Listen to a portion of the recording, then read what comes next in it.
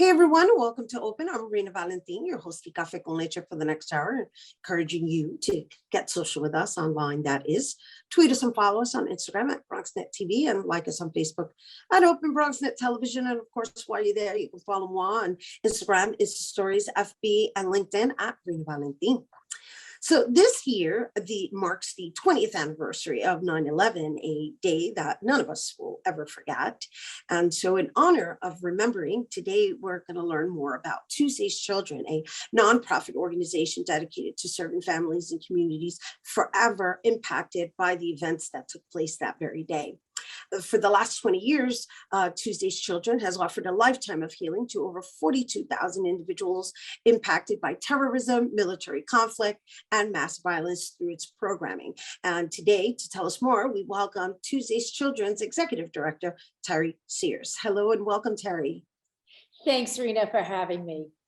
Well, thank you for being here with us, and thank you for the service that you've been offering to this next generation of I want to say, traumatized individuals, right? Because everyone's been impacted. I mean, even myself as a New Yorker, am still processing that event. It's almost as if though it was yesterday. So can you just share with everyone, I guess, the origins of Tuesday's Children? Sure. So after the events of Tuesday, September 11th, nobody knew how many people were lost for months. And we didn't know how many children were left without a parent. But it became clear in the months that followed that 3,051 children were left without a parent.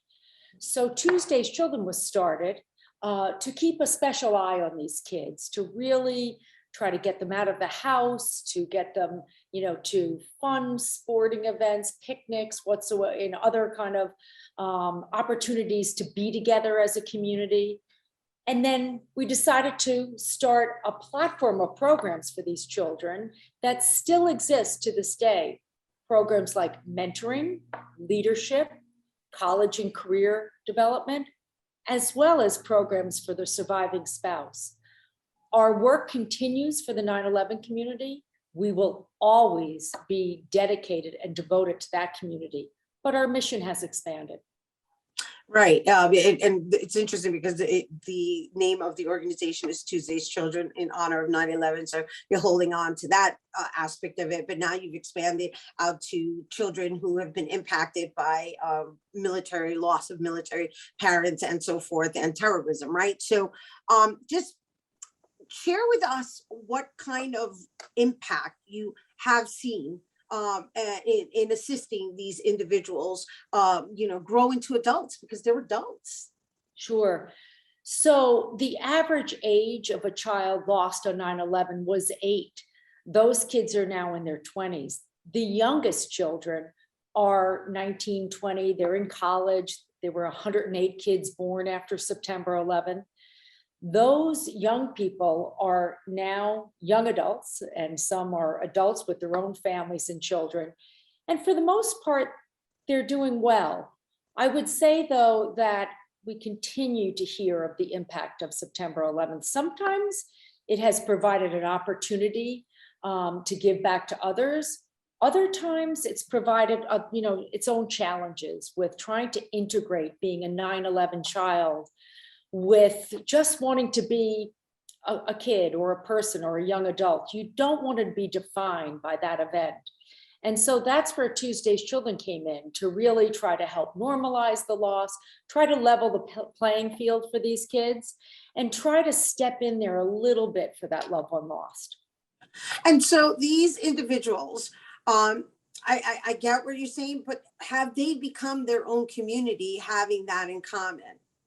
I think that the bond between the 9/11 kids is instant, and it's profound, and it's just something that's overwhelmingly something that connects to people in a way in which other things might not.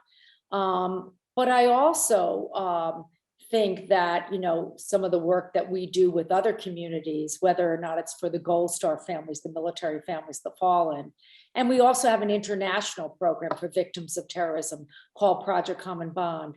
And I would say that bond is instant and profound with all the communities. If you're a young person and you've lost that guiding light in your life, you know that that is something that has affected you significantly. So we find with all the populations that we serve, that that commonality of loss is the overwhelming factor that connects individuals. So it's strength and community, essentially.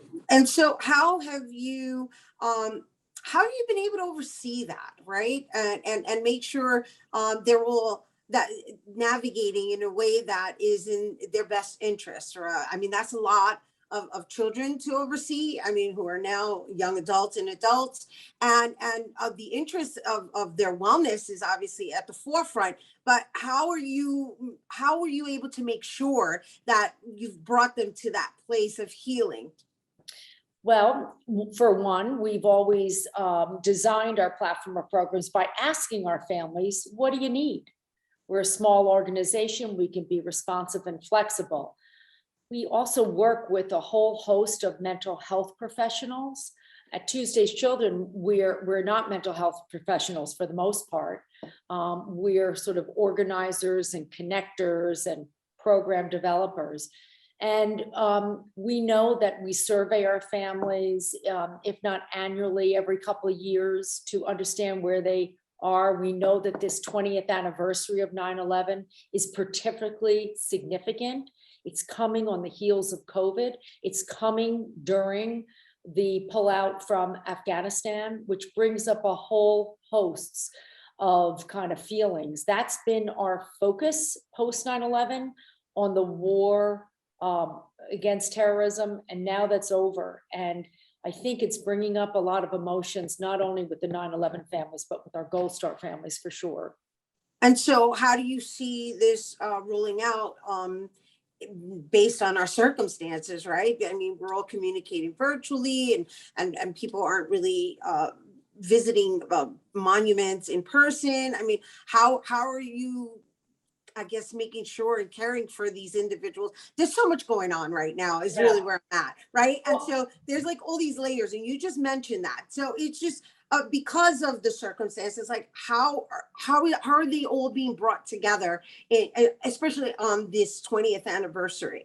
Yeah, so, on Zoom, it's the new way of being. It's the safest way to connect. And tonight, for instance, we're having a program for the 9/11 families to share their feelings about the anniversary, to share their feelings about what's been going on in the world.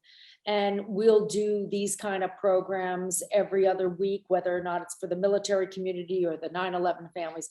The ripple effect of 9/11, I just wanted to kind of mention, is the war on terror. So we look at our greater 9/11 community as the Gold Star families and the military families, the fallen. We know that while people are not being killed, thankfully, on the battlefield, but certainly through military training accidents and also by suicide. 11 individuals of post 9/11 vets take their life every single day, every single day. That's leaving mothers, fathers, sisters, brothers, and children. And those people need the same long-term support that we've given to the 9/11 community. So in closing, like, what would you like to leave our audience just knowing in either, being supported and or being a contribution? Well, we're always looking for volunteers. For one, we're looking for mentors for the Gold Star children. We're looking for career connectors for the 9/11 kids and the Gold Star kids.